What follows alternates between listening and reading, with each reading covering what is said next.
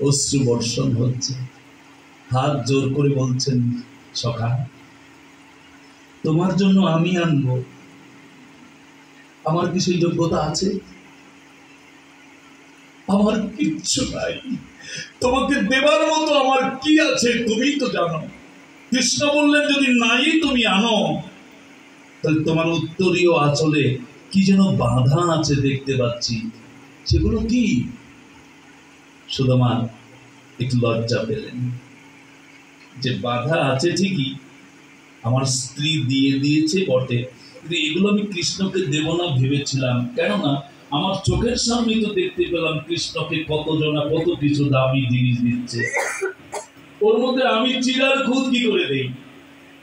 যাক, গোবিন্দ যখন দেখেই ফেলেছে আর তো আর উপায় নাই। সেই সুদামা সেই উত্তরীয় আঁচল খুলে গোবিন্দকে বলছেন, গোবিন্দ এগুলো কি তোমাকে দেব? সুদামা বলছেন, কৃষ্ণ বলছেন, কি এনেছো? আমার কিছু খাবারটা এনেছো নাকি? আমি কিন্তু খুব ক্ষুধায় কাতর। সুদামা বলছেন, গোবিন্দ দেখো এগুলো তোমাকে দিতে আমার খুব সংকোচ হচ্ছে।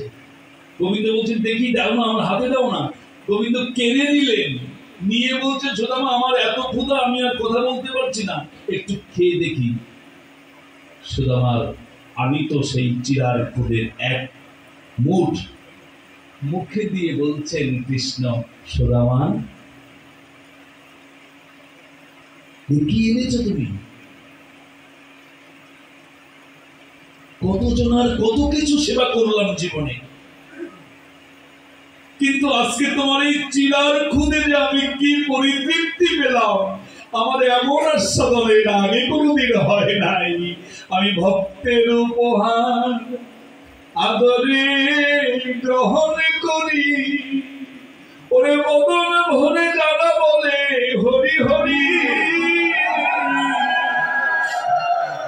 ভক্তের উপহার আমি গ্রহণ করি, পত্রং পুষ্পং ফলং তং জমে ভক্তা প্রযোচ্ছতি তদেহাং ভক্ত পরিতমস্নামি প্রযোকাত মন।